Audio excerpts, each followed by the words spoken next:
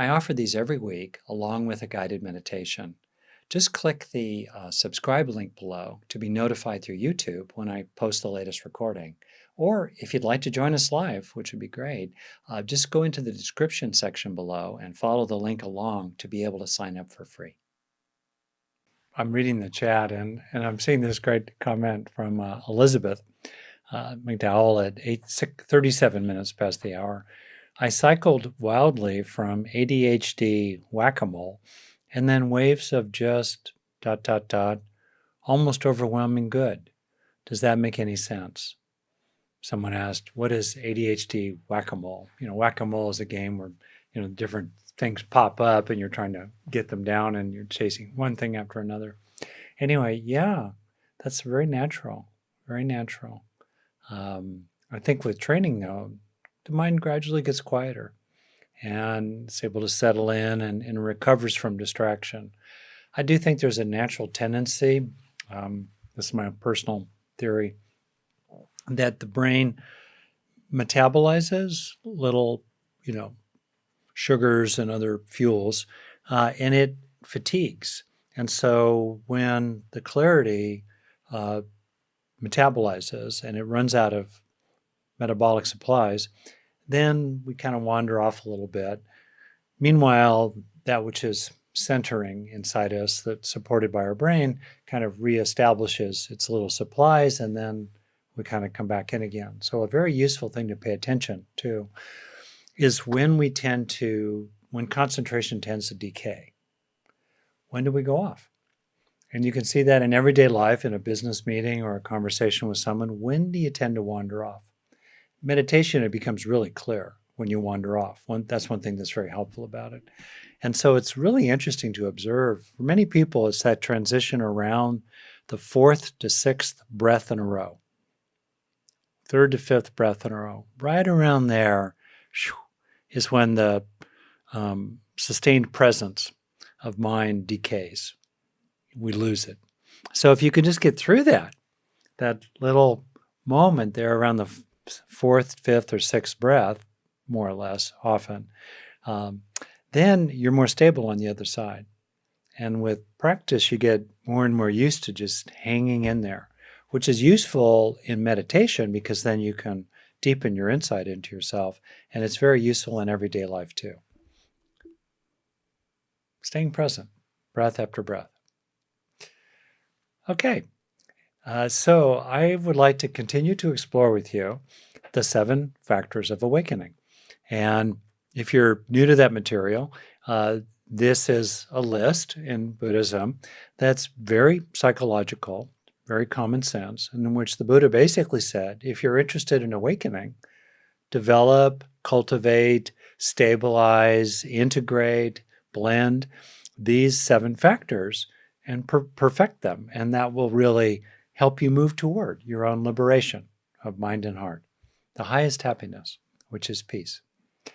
So the 7 R's I mentioned previously: mindfulness, investigation, energy, tranquility, concentration, and equanimity. And I'm missing one that will come to, bliss. Ta-da! Mindfulness, investigation, energy, bliss, joy, rapture. Number 4, tranquility, and then concentration and equanimity, the 7. So now I'd like to explore with you what is, of course, very close to my heart as a therapist and someone who's gotten a lot of value out of becoming more self-aware: investigation. Joseph Goldstein, I heard him asked one time, in all his years of practice and very serious practice, what's one thing that really has been useful for him? He paused and he said, curiosity. That's a kind of investigation. It's also said that of the 7, investigation, which might seem so pedestrian, so boring, is actually the most important of all.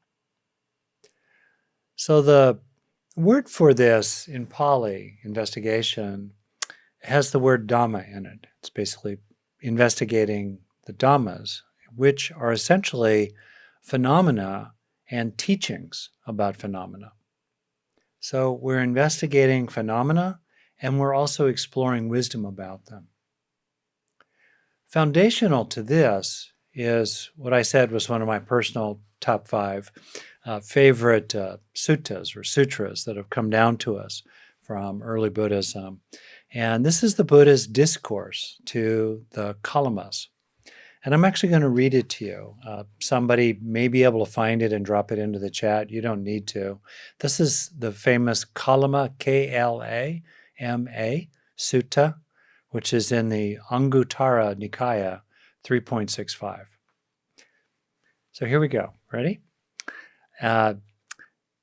So the Kalamas, and I'm reading just a portion of the sutta, the Kalamas, who were inhabitants of Kesaputta, sitting on one side, they came to visit the Buddha. They said to the Blessed One, "There are some monks and Brahmins, Venerable Sir, who visit Kesaputta, where we live. They expound and explain only their own doctrines. The doctrines of others they despise, revile, and pull to pieces." Sounds like political TV. "Some other monks and Brahmins too, Venerable Sir, come to Kesaputta. They also expound and explain only their own doctrines. The doctrines of others they despise, revile, and pull to pieces. Venerable Sir, there is doubt among us. There is uncertainty in us concerning them. Which of these reverend monks and Brahmins spoke the truth, and which spoke falsehood?" How do we know who to believe? Which implies as well, how do we know to believe you, O Buddha? Right? The Buddha replied. He said, "It is proper for you, Kalamas, to doubt, to be uncertain. Uncertainty has arisen in you about what is indeed doubtful.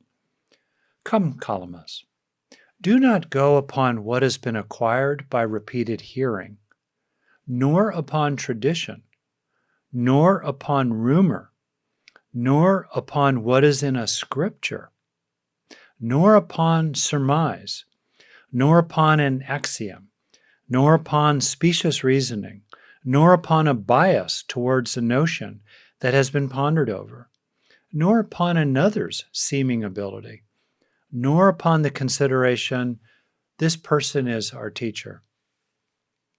Kalamas, when you yourselves know these things are bad, these things are blamable, these things are censured by the wise. Undertaken and observed, these things lead to harm and ill, then, Kalamas, abandon them. On the other hand, come, Kalamas, do not go upon what has been acquired by repeated hearing, nor upon tradition, nor upon rumor, etc., etc. Kalamas, when you yourselves know these things are good, these things are not blamable, these things are praised by the wise. Undertaken and observed, these things lead to benefit and happiness. Then, Kalamas, enter on and abide in them. It's hard to find a similar teaching at the foundation of any other spiritual tradition in the world. Maybe there's bits there. I'm quite open to discovering that in the Quran or the older New Testament. Certainly, I'm sure in the teachings of the indigenous people around the world may well be this kind of humility and empiricism. But among the major religions, other than Buddhism, I'm not so sure. Isn't it beautiful? The Buddha basically said to them directly, don't believe a word I say on mere belief. Don't just take it on faith because I've got charisma. The Buddha. Just see for yourself. Explore for yourself what leads to happiness, what leads to harm, what stands the test over time and what doesn't. And on the basis of that, come to your own conclusions. for yourself based on your own investigations. So we have right there in this fundamental teaching that establishes the role of the teacher, who basically says, don't just take it on faith about me, test it in your own life. Explore it for yourself. Grab hold of it and see how it turns out for you. Right there, we have the investigation factor of awakening. Look for yourself. See for yourself.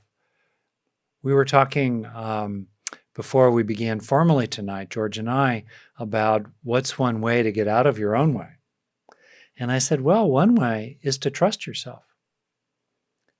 Wisely trust yourself. And here the Buddha is saying to us, don't trust me. The Buddha says, don't trust me, the Buddha. What? He says, trust yourselves. Listen to what I say and then investigate it and see for yourself what works for you. Right there is a question for you. How much do you encourage yourself to investigate and to find what you can trust yourself? And have there been times in your life, there certainly have been for me, I was in half a cult, I think of it, in my 20s for about 3 years. I grew a lot through it, and I learned a lot about cults in the process. But anyway, have there been times in your life when you over-trusted some doctrine, some catechism, some charismatic guru type, and you didn't trust yourself enough? And what's it feel like to really claim for yourself the right to see what you see and care about what you care about and come to your own conclusions? It's completely foundational. And this basic foundational orientation has enabled Buddhism, for example, to be very harmonious with the foundation of empiricism and investigation, and being able to replicate a finding that's foundational to the scientific tradition. So there's been a lot of harmony at the roots of these two approaches. So what I'd like to explore with you now is 7 kinds of investigation that are in the Dharma, in the teachings of the Buddha, and I'm kind of bringing them together in my own way. Okay, so the first of these is let me actually create a frame here. There's plenty to investigate in the outer world. There's plenty to investigate in our own biology. I'm going to talk about investigations of consciousness, of experiencing, the streaming of consciousness, the flow of phenomenology. That's what I'm going to explore here with you. Thoughts, feelings, sensations, perceptions, desires, images, memories, patterns that persist in the mind. That's what I'm talking about here. So first of these, the first investigation is the layering, is the depth and breadth of your own experiences. Bringing awareness to body sensations, bringing awareness to emotions, bringing awareness to inclinations, desires, longings, bringing awareness to thoughts and the layering of thoughts, bringing awareness to the younger material that underlies the more adult structures and layers, in the construction of the psyche, essentially from the bottom up. That also involves an awareness of just the complexities, the psychodynamics, as Freud talked about, inner conflict, different parts, like we have in Gestalt therapy or archetypal psychology from Jung, or modern versions, internal family systems, very well developed by Richard Schwartz, parts of yourself, just the whole zoo. That's one investigation. What are the many multitudes that make you who you are? Okay? Second is really looking at what helps and what hurts. Where is there happiness? Being aware of beautiful, pleasurable, enjoyable qualities in your own mind. Oftentimes, we're so busy these days, stressed and rushing, that we don't notice those little moments where for 3 or 2 or 1 second even in a row, there's a pause, there's a settling. You see a person's face and you can see a nobility in their face as you walk past them on the street. Do you slow for that? You look at your own face in the mirror and you go, you look tired, Rick. Because I'm working a lot these days. And, maybe you look in your own face and you see something that's worthy there.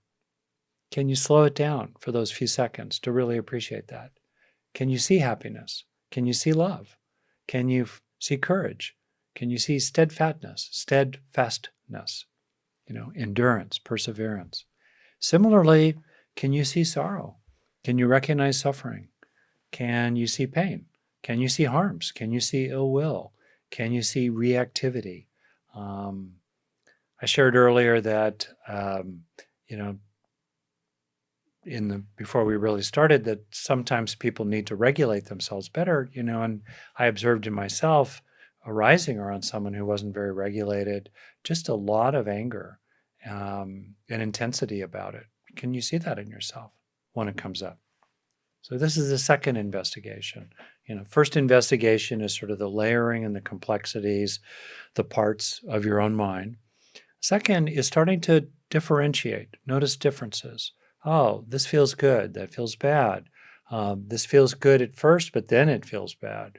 Being aware and exploring that sort of thing. The word in Pali for that which is skillful is kusala. And kusala comes from a sharply edged grass that cuts through. That which is skillful cuts through our entanglements, cuts through our delusions, leads us onward. Can we recognize that? Those things that are kusala rather than akusala, which means unskillful. If you see the letter A in front of a Pali word, or typically Sanskrit as well, it means the negation of that. Akusala is unskillful. So that's the second one, What feels good, what feels bad, what seems helpful, what seems harmful. Third investigation, now we're getting deeper and deeper, is observing change. The Buddha said that one who truly understands impermanence, truly understands it, understands the whole of the Dharma. Wow. So things change. They have a dynamism to them. Even if there's a stability, that stability is quivering, vibrating, pulsing, fizzing. I think of the effervescent surface of reality continuously is like the surface of a glass of soda water, club soda, bubbling continuously. Process, investigating processes, verbs. You may know that in the language of Pali, the foundation of early Buddhism, and in some other languages, things are described as gerunds. It's not so much a dog, it's dogging. It's not so much a tree, it's treeing. It's ricking, it's Georging, right? It's Elena-ing. So that's a third major investigation.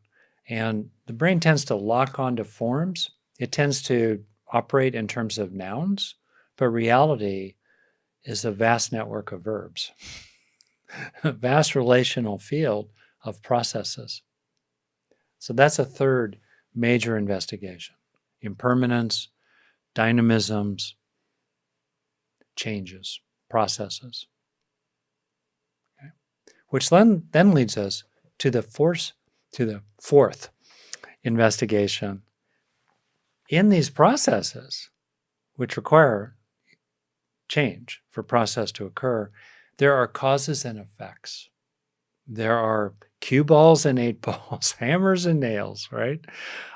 Bats and balls. And so what we can observe is what are the factors, for example, that lead to greater happiness and what leads to greater harm? What are the results? What happens when you contract around your point and bang it home with a critical edge. Something I've, done in my life at least once. What happens then? What happens when you say to yourself, oh, just one beer, one glass of wine is fine. And then toward the end of that first one, you think, another one would be really nice. And after that, you're like, yeah, let's go for it. I'm 2 beers in, might as well keep going. Or, 2 bars of chocolate in, let's keep going. And what are the causes there?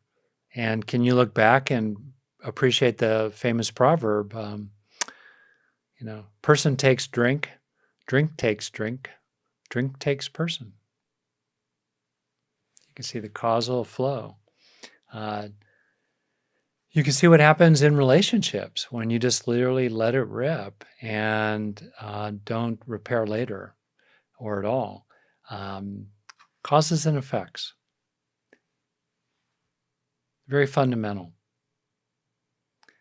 That observation, especially of craving, the contraction, the pressuring, and the selfing in craving. The contracting, the insisting or pressuring, and the selfing.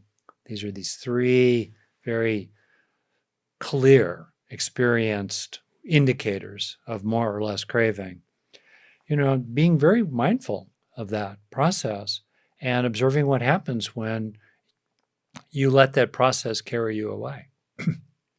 Craving will arise, certainly until full awakening and irrevocable awakening. Perhaps even then craving arises, but it doesn't have any traction. But along the way, we can be very mindful of the contraction in the body often, the insisting, the mustness, and the sense of me, myself, and I in craving, and then increasingly release it right there, right at the tipping point, so we don't get sucked into that which causes suffering and harm. That's real-time investigating of the engine of craving and releasing from it. How's your investigation of craving these days? For me, it's absolutely one of the most useful things of all, to become more and more granularly aware of, closer and closer to real time. And then 5th investigation. It's on the next page. Yes. One of the big ones. Investigating the apparent self. Wow. This presumed entity that's always just around the corner in the mind. You turn your head, you can never quite catch a glimpse of all that it is presumed to be, right? Can you observe the increasing or decreasing of the sense of self, of taking things personally, of getting identified with something, with getting possessive around something, with feeling affronted, to feeling indignant, how dare you? All of that. Can you be aware of how that increases and decreases? That's an investigation. Can you be aware of the factors that tend to drive an increase in the sense of self? Notably, a sense of threat, or a sense of opportunity, or a sense of relatedness with another person. Right? That's a fantastic investigation. And in that investigating, can you investigate the fact that you'll never find the full presumed self in the mind, ever? All you will find are intimations of a self, presumptions of a self. But is there ever that actual unified, enduring, and independent? These are the 3 constituting presumed conditions of a self, right? Unified, there's just one self. Second, it's enduring. It's the same self today that it was 10 years ago or 50. And it's independent. Things happen to the self, but the self is independent of the things that happen, rather than observing directly in your own experience that there are many parts of the apparent I or me. It's not unified. Second, it's not always the same. It's changing. The self who sets the alarm clock to exercise is not the self who wakes up in the morning and goes, "Who set the damn clock?" Right? You've heard me say that probably. And then it's not independent, but in fact, the selfing is dependently originated. It arises dependent upon causes. Whoa, you can investigate quite profoundly that the three constituting conditions for the presumed self don't exist, nor do they exist in the brain altogether. Whoa, that's an investigation. That's the fifth investigation. And then the sixth investigation, and we're moving farther and farther into the deep end of the pool, and I'm quite happy to talk with you about all this. And like I said, we are to investigate dhammas or dharmas. In Sanskrit is dharmas, Pali is dhammas. Kind of the tradition I'm in is more Pali-centered, Theravadan, so dhammas. In any case, the dhammas are both phenomena and teachings about phenomena. So we draw on what the Buddha has taught. We draw on what great psychologists like Richard Schwartz and Carl Jung, although technically he was a psychiatrist, I'll let him in the club, Sigmund Freud, et cetera, et cetera. We draw on their teachings, draw on the teachings of science. We also observe phenomena, and I have been moving through some of the major dhammas that the Buddha encouraged us to investigate, the major kinds of phenomena in our inner world, and the major perspectives on those phenomena. So I'm kind of calling out some of the Buddha's greatest hits and emphasizing these as things that we can engage in our practice. Okay? So number 6, we can investigate the deep nature of all thoughts and things. Clinical psychology mainly investigates things or thoughts, the stuff that appears in awareness. The Buddha mainly investigated the nature of the stuff appearing in awareness. Both are useful, and clearly the investigation of the nature of the stuff appearing in awareness is a more fundamental investigation than investigating simply the stuff itself. And so what do we discover as we investigate the nature of all thoughts and all things? We increasingly become clear in real time that all phenomena, thoughts or things, have in common that they are made of parts that are connected and changing, and thus empty of self-existing identity, self-occurringness. They have a kind of dynamic, interdependent insubstantiality. Now, why do we do that? Well, to get an A on our philosophy paper, maybe, but so what? We investigate that because, as the Buddha remarkably taught, one of his major original contributions were his teachings around emptiness and what makes things empty in their nature. They exist, but emptily. Is that as we recognize the empty existingness of phenomena, we realize it's impossible to hold on to them. It's impossible to possess them. And certainly it's impossible to do that with experiences. And that shifts our relationship to all of our experiences. We lighten up about them. We get less possessive. We get less entangled in them. We don't solidify them so much. We feel lighter, and we become lighter in our relationship to things. Sure, this side of complete irrevocable, through and through awakening, we can still get triggered. I got triggered the other day.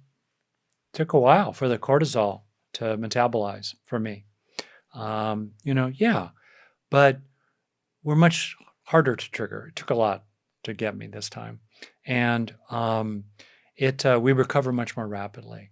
And even if some of the stuff in awareness is anger, hurt, adrenaline activation in the body, cortisol activation in the body, even if that's some of the stuff in awareness, there can still be that ongoing insight as a kind of field or ground that recognizes that even this that seems so compelling and so personal and so important isn't. It's there. It's not to be suppressed. It's to be held with compassion. It's to be reflected upon. It's simultaneously as appropriate as I did to behave in ways in which you stick up for yourself and have boundaries and act skillfully and all that's there. But meanwhile, there can be a recognition and based on investigation that the nature of the mind is open and empty.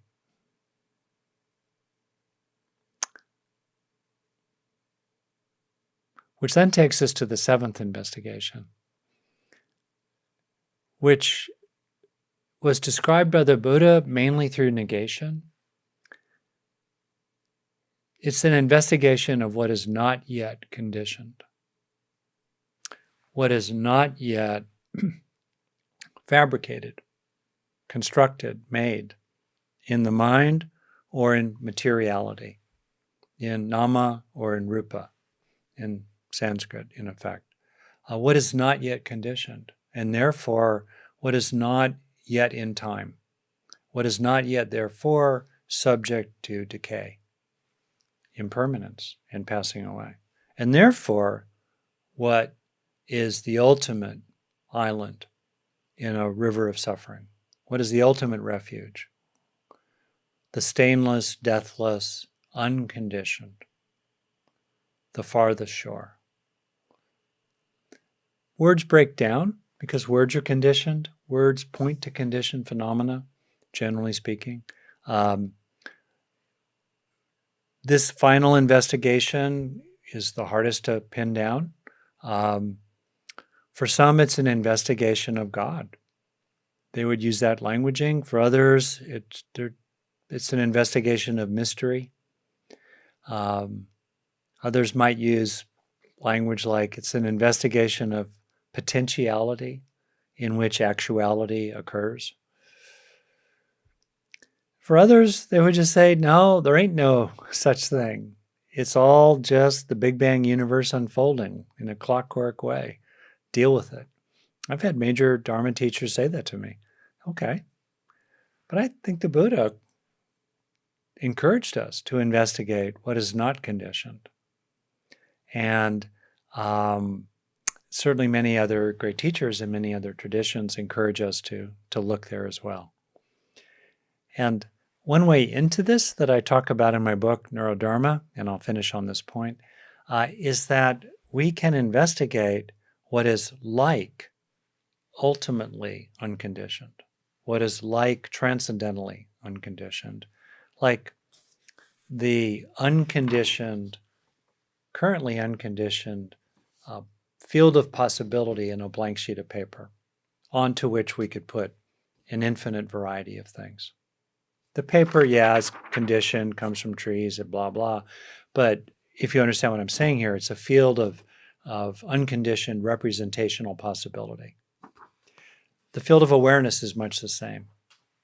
And the field of awareness as an effectively unconditioned space in which experiences can occur can draw us in to a growing felt sense or growing intuition of or intimation of that which is ultimately unconditioned,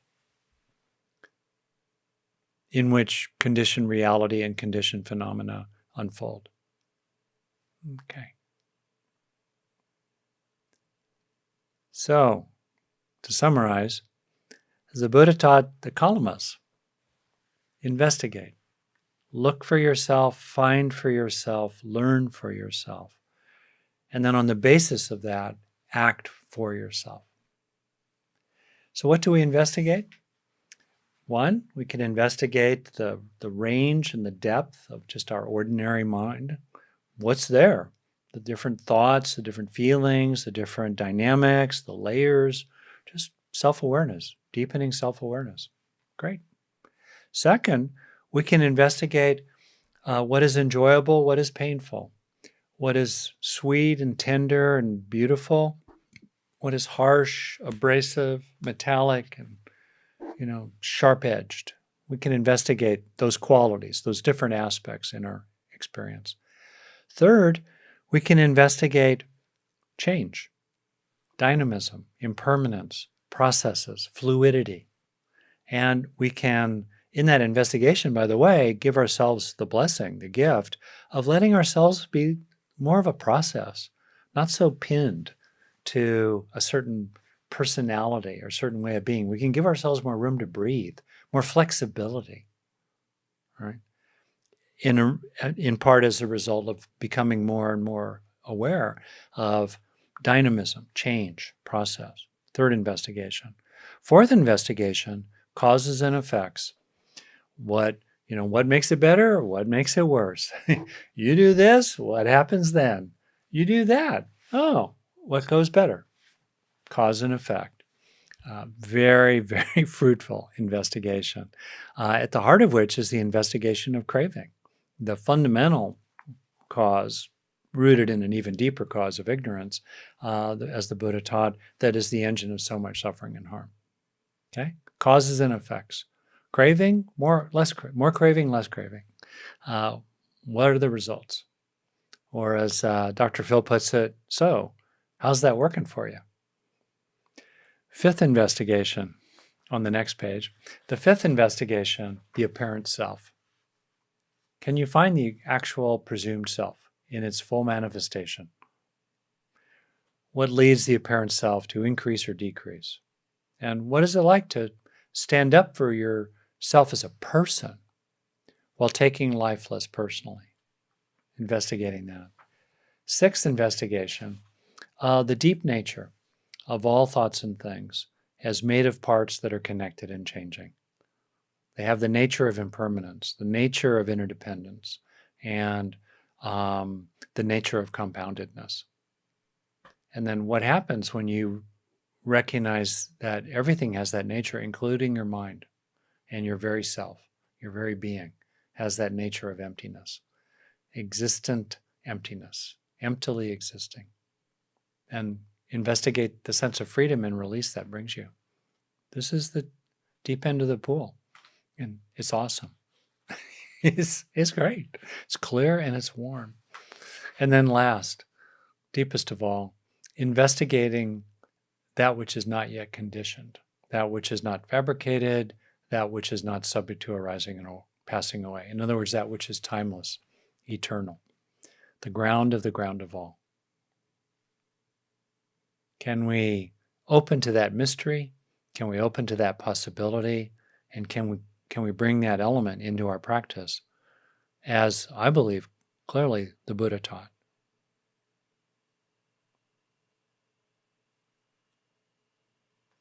Okay. So I hope you've been investigating what it's like to hear this talk about investigation. And I see some people have removed their hands because maybe your hands were raised earlier. I'm not sure I'll have time here to take a person in question, but I'll definitely respond to the chat. Let's see. Investigate the investigator. Extremely good. Elaine, 23 minutes past the hour. Investigating awareness. People do that. My friend Mark Coleman just did a program in which he was teaching in which he was investigating awareness. Sure. And investigating whether personal awareness edges into something infinite. Right? Let me just see here.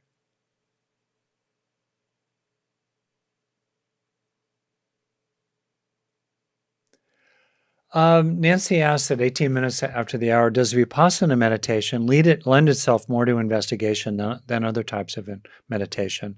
I'm aware of multiple forms of inquiry, which is a kind of investigation, like Ramana Maharshi talked about, investigating who am I?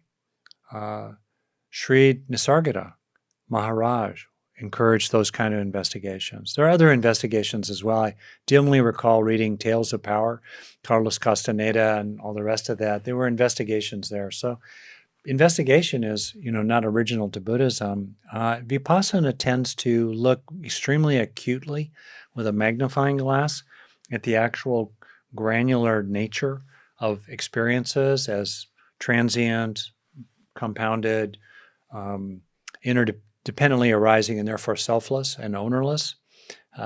So I think Vipassana has a lot of tools, particularly as elaborated in the Theravadan tradition in Southeast Asia. Analytic tools like the Abhidhamma. I will say that, as many other teachers have encouraged, it's possible to get pretty dry and analytical in this minutia of discernment. And at a certain point, you ask yourself, is the acuity of my Vipassana liberating my heart? And, as Tara Brach said to me, when I kind of put my practice at her feet some time ago, she said, well, Rick, you have a lot of presence in emptiness, a lot of recognition of emptiness. Can you now moisten the emptiness? Whoa. Can you moisten the emptiness?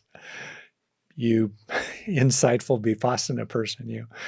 Okay, so let's see here. I'm seeing very good notes. Thank you from Mira and others. Very, very interesting. So Mary D makes a very important point.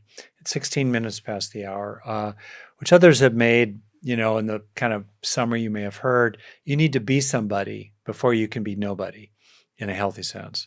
And in developmental psychology, it's really important for young children to develop a fairly coherent sense of selfness. On the other hand, I think that it's possible to cultivate a sense of personness that does not seem so contracted and reified, thingified as, a very common developmental trajectory.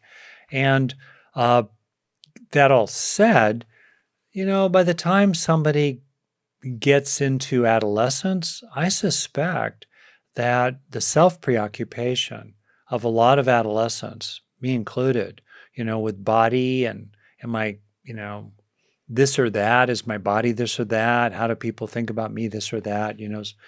Just sort of self-absorbed, self-referential, often kind of egocentric self-preoccupations, not very healthy and major factors of some of the mental health issues adolescents have. So, helping. The paradox here is that a major pathway, I think definitely one of the top 3 pathways for releasing the self-contraction is to love the person. To love the person over there and to love the person over here. And in love, I mean broadly, to care for and to appreciate and to protect, stand up for and nourish, cherish persons as persons are cherished and nourished and protected and treated with justice in society. Self-contraction relaxes and releases because the self-contraction a lot evolved in the evolution of our species to possess and protect and control and dominate. And when the urgency to do that falls away, in part because of creating societal conditions that are just and compassionate, well, then there's less and less need for that contraction of the apparent self. And that's true in adolescence, certainly, and it's true in adulthood. And we can do a lot of reparative work with ourselves and with others by, on our own, offering to others the seeing of them as beings and the loving of them and internalizing for ourselves, feeling cared about, feeling appreciated, feeling like we matter, and even independent of the regard of any other person or being, finding inside ourselves our own inherent goodness, our own inherent good intentions, good-heartedness, sincerity, sweetness of being. Really important. Easy to push away in these sort of ascetic traditions, but extremely important. Well, so we've come to the end here, and I would just like to be with you for the last minute to just kind of let it all sink in. Covered a lot of ground. I gave you a list. Any one of those is useful to investigate. I'll give you one suggestion in particular that is close to my heart and is not on the lists. This week, or actually over the next 2 weeks, because we'll have a guest teacher next week, Linda Graham, who's quite well known to many of you as someone who guest taught for me a lot when we were first starting out and hasn't come to this gathering very often. Wonderful teacher, deep being. Anyway, but for the next week or the next 2 weeks, investigate what is good about you. Now, you may feel so embarrassed about this that you don't want to tell a soul you're doing it. But will you for me? Will you for yourself, for others? Investigate what is good about you. And I think you'll find in your investigation that as you actually do this, any little bit of arrogance or preening or pompousness will tend to fall away. Because as you really investigate what is good about yourself, all that stuff is unnecessary. Will you? Investigate this week and even next week till I see you in 2 weeks. What is good about you?